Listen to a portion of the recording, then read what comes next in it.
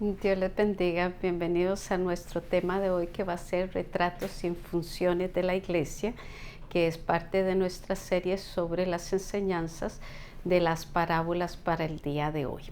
Vamos hacia nuestra introducción que nos dice que la Biblia usa una gran diversidad de tipos, figuras y maneras para presentar a la iglesia en el mundo. Como tipos tenemos a Eva, a Sara, a Rebeca y a Ruth. Como figuras, un pueblo, una casa, una familia, una esposa, una viña, un huerto, un ejército, un rebaño y muchas más.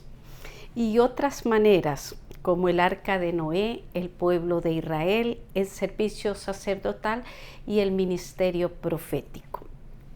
La iglesia se define como el conjunto de redimidos por la sangre de Cristo a través de los tiempos. En el estudio de hoy consideraremos 5 parábolas que nos darán un buen grupo de principios de eclesiología, que es el estudio de la iglesia. Vamos hacia nuestro primer punto, que es el crecimiento y sus peligros, o el crecimiento de la iglesia y sus peligros.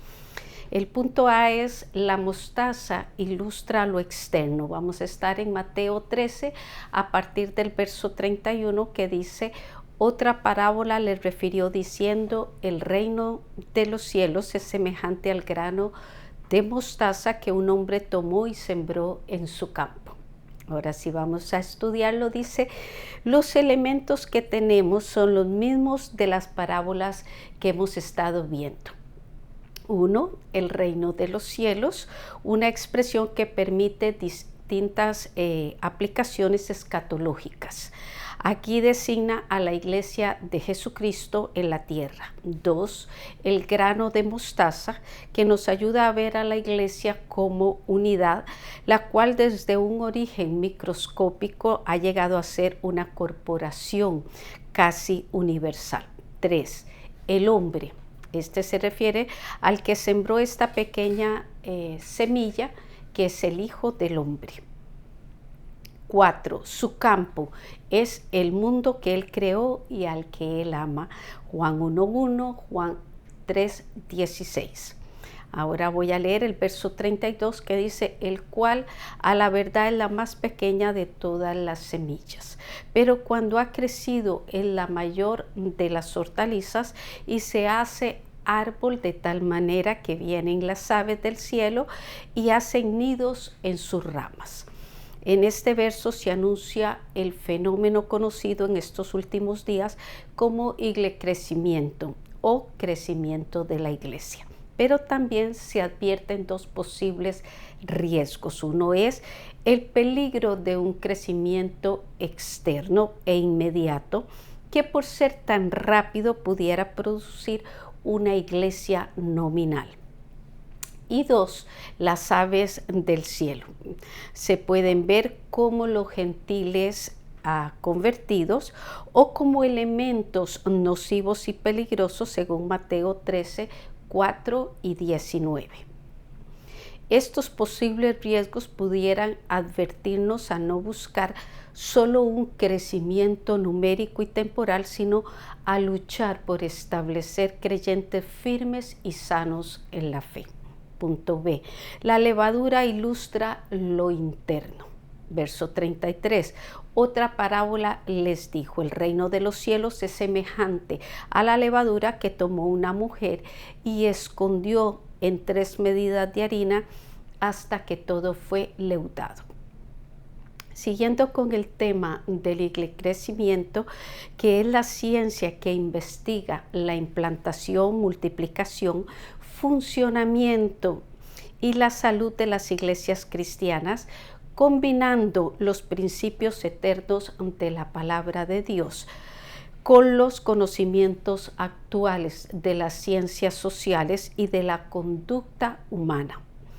La diferencia entre la parábola de la levadura y la de la mostaza consiste en que la primera tiene una tendencia hacia lo externo y numérico, mientras que la otra es interna y sus implicaciones son más de carácter doctrinal y moral. Sin dejar de ver el lado positivo del efecto de la levadura, que es el crecimiento numérico de la iglesia, podemos considerar cómo se ve el fermento de la levadura en las Escrituras. Se usa, dice, como símbolo de contaminación y corrupción. Lo hace en Éxodo 12:15, en Mateo 16:12, en Primera de Corintios 5:6-8, en Gálatas 5:9. La otra es el hecho de que sea una mujer la que tomó y escondió la levadura en 3 medidas que son más o menos 50 libras de harina. No deja de ser cierta anormalidad por la mentalidad judía en la cual dominaba la figura masculina. La historia nos comprueba que con el crecimiento de la iglesia surgieron anormalidades doctrinales, morales y administrativas que obligaron a los líderes a tomar medidas. Jesús luchó contra la levadura de los fariseos, que era la hipocresía, Mateo 16:6, Marcos 8:15 y Lucas 12:1. Luego fueron los falsos maestros de la iglesia primitiva, segunda de Corintios 11:13, segunda de Pedro 2:1. Después ha sido el gnosticismo, el arrianismo y una cadena interminable de herejes que quieren corromper la masa, que es el cristianismo. El sentido de esta enseñanza es que como cristianos velemos para que el crecimiento no dé lugar a un deterioro en el mensaje fresco y poderoso de la palabra de Dios. Primera pregunta: ¿cómo se define el crecimiento? Punto 2. Precio y valor de la iglesia. A. Es como un tesoro escondido. Mateo 13, verso 44. Dice, además el reino de los cielos es semejante a un tesoro escondido en un campo, el cual un hombre halla y lo esconde de nuevo, y gozoso por ello va y vende todo lo que tiene y compra aquel campo. Tanto la parábola del tesoro escondido como el de la perla de gran precio busca levantar el concepto que tenemos de sí mismos los cristianos al ver cómo valora Jesús a su iglesia. Al explicar su simbolismo podemos decir que el comprador parece ser Jesús, la iglesia, el reino de los cielos, el campo, el mundo, el cual no solo fue comprado por Cristo, Juan 1:1, sino que también es comprado por Él para sacar de aquí a los que crean en Él, Juan 3:16. Podemos agregar que Dios ha querido que su pueblo sea su especial tesoro, Éxodo 19:5 y Mateo 3:17. Por eso dejó todo lo que tenía, Malaquías 3:17. Por eso dejó todo lo que tenía, Filipenses 2, del 6 al 8, y nos compró con su sangre preciosa, Primera de Pedro 1, 18-19. Punto B. Es como una perla de gran precio, verso 45. También el reino de los cielos es semejante a un mercader que busca buenas perlas. Aquí Jesús es como un mercader que busca buenas perlas. Verso 46, que habiendo hallado una perla preciosa fue y vendió todo lo que tenía y la compró. En este verso la atención se centra en la perla, que muestra la iglesia como una unidad o como un solo cuerpo. La perla es el producto de una secreción en las entrañas de un ser vivo, que es la ostra, y su formación toma de mucho tiempo en las profundidades del mar, así que no es un producto de la obra humana. Si comparamos, la iglesia se originó en la mente de Dios, en sus planes eternos, en consejo con su Hijo Jesucristo. Ella ni es obra de hombre, ni tampoco fue algo de último momento.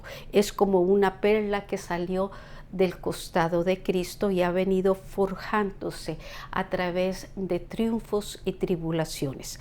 Ha salido de lo profundo del mar de la humanidad y ha sido comprada por precio de sangre por el mismo Creador y Dueño del mundo. Pregunta: ¿con qué figuras se muestran el precio y valor de la iglesia? Punto 3. Funciones de la red y el juicio. Punto A. El tiempo de la pesca de almas. Mateo 13, ahora el verso 47. Asimismo, el reino de los cielos es semejante a una red que echada en el mar recoge toda clase de peces. Esta parábola de la red, por su mensaje, es muy parecida a la del trigo y la cizaña. Miremos. 1. En las dos se ve la convivencia de los buenos con los malos. 2.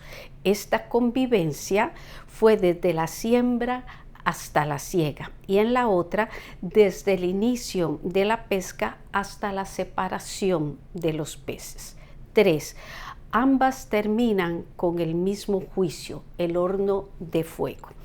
La figura de la red se usa desde el Antiguo Testamento para señalar la pesca de las almas. Jeremías 16:16 dice: yo envío muchos pescadores, dice Jehová, y los pescarán. Jesús comienza con el anuncio de estas parábolas cuando le dijo a sus primeros seguidores: venid en pos de mí y haré que seáis pescadores de hombres. Marcos 1:17. El mar simboliza a la humanidad en pecado. Isaías 57:20. Los impíos son como el mar en tempestad. La red del verso 47 dice: recoge toda clase de peces. No dice que saca todos los peces del mar. En otras palabras, no todos aceptan el mensaje del Evangelio, lamentablemente. Verso 48. Y una vez llena, la sacan a la orilla y sentados recogen lo bueno en cestas y lo malo echan fuera. Esta separación de los peces, como la recogida y quema de la cizaña, el Hijo del Hombre se la dará a sus ángeles.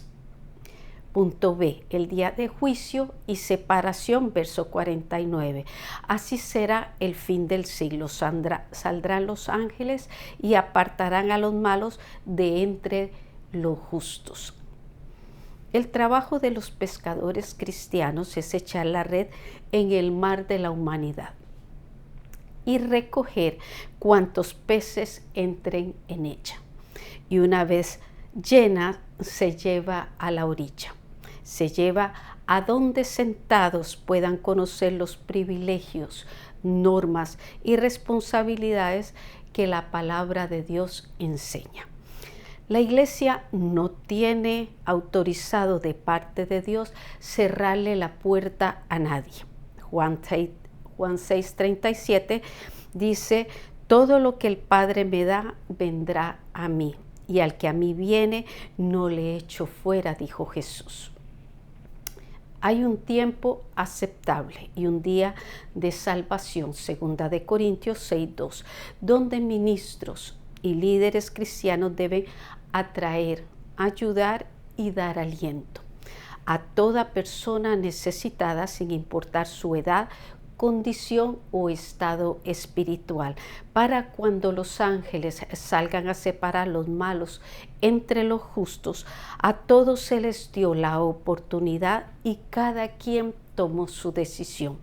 Pero para los malos, los que desprecian el sacrificio de Cristo, estos ángeles los echarán en el horno de fuego. Allí será el lloro y crujir de dientes, nos dice el verso 50. Pregunta: ¿cuál es la responsabilidad del pescador cristiano? ¿Y cuál la del pez que cayó en la red?